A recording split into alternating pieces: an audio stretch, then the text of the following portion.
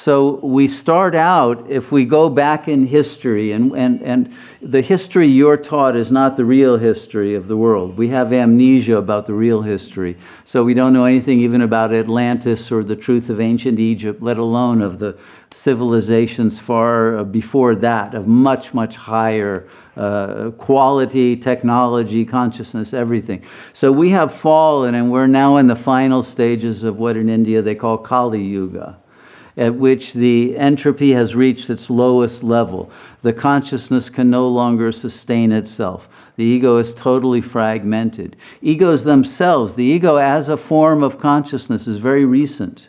It only began in Kali Yuga, and even if you go back to the Middle Ages or the classical Greek period or before that, there was very little ego. We were living at a soul level, and the society did not allow the growth of egos, because all decisions were made by the collective, by the fortuitousness of your birth. If you were born in a certain family, you would do what your father did. You would be told who you were going to marry. It would be decided what was your religion, and whether you were someone who would go into the army or the church or the government or be a landowner or be a serf or whatever. It was all determined by the forces of karma, of birth, not by decision. So the personal ego didn't have to develop. That's a very recent development, where now the ego itself has been valorized and all of those other forces have been pretty much eliminated, even though the nuclear family system still has a huge influence on the ego. But the ego is taught to want autonomy and to want to live as a lone wolf in the world and do its own thing. But it can't. It doesn't have the power to do that. But what has happened is it has isolated itself. And pretty much everyone lives in a state of psychological isolation and anomie, a sense of a lack of relationality to society. It's not a community anymore. There's no shared values. There's no shared understanding of what is a man, what is a woman anymore. There's total confusion. And there is confusion about everything in your life, of the constant decisions you have to make. And this brings up great anxiety. And that depresses and depletes the energy even more. So the entropy is increasing. And the ego today feels very helpless and hopeless about the world, about itself, about ever getting its act together, and about ever finding even something meaningful to do in life. So we are at a low point that had never been in existence before. No culture has ever suffered from this level of degradation. Even though every civilization has a lifespan, like the Roman Empire, after 800 years went into a degradation and collapsed and fell. But it didn't fall as low as the ego is today, because there were still those communal and spiritual and religious forces that were holding things together. Now they have all dissipated.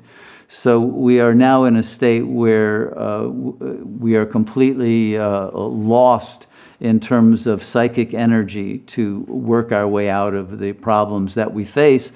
And the ego's compensation is aggression and paranoia. And we see that writ large in the political realm, because the collapse of the Western Empire and the rise of Russia, China, etc., has destabilized the world political and financial system, and the dollar is about to collapse and be destroyed as any fiction of value remaining to it.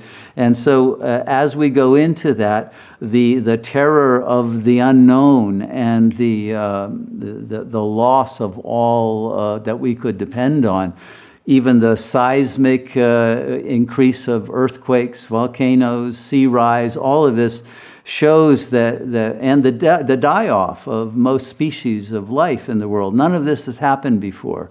And so we are at a point where life is no longer sustainable on this planet due to the misjudgments of our own minds. And it has come to a point where the last card that we have is nuclear weapons.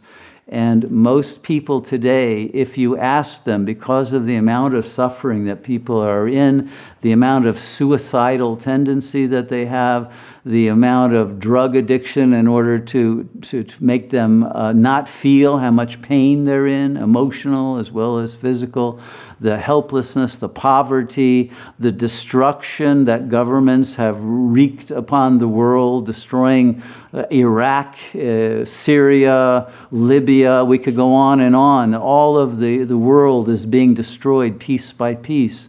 And it's finally coming to a final destruction. Everyone sees it, even though they want to be in denial and pretend we'll muddle through and all of that. But there isn't any longer the vision, the statesmanship, the power of unification with an underlying organizing principle that everyone could agree with.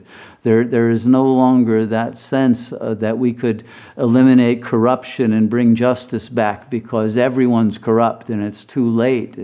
It has reached that point where there's so little trust between human beings that the web of life and connectivity at the level of the ego is now impossible to restore.